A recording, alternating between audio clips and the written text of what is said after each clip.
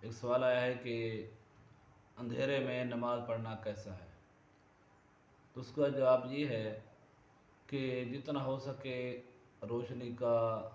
Light کا انتظام کیا جائے تاکہ انسان صحیح طریقے سے خشوع و خضوع سے، لگن سے وہ اللہ پاک کی عبادت کر سکے، اللہ پاک کا حق ادا کر سکے۔ کیونکہ جتنا اہتمام ہوگا روشنی کا، باقی خوبصورتی کا، اور جس طرح مطلب جو لوازمات ہوتے ہیں،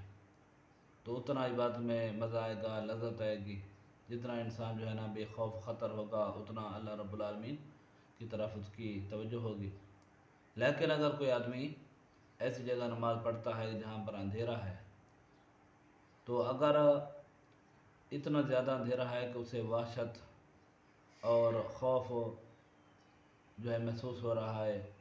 جس کی وجہ سے اس کی توجہ اور وہ جو ایک التفات ہے وہ اللہ پاک کی ذات کی طرف سے، نماز کی طرف سے ہٹ رہا ہے، تو ایسی جگہ نماز پڑھنے سے، ایسے اندھیرے میں نماز پڑھنے سے بچنا چاہیے، پھر کراہت آ جاتی ہے۔ اور اگر اس طرح کی کوئی حالت نہیں ہے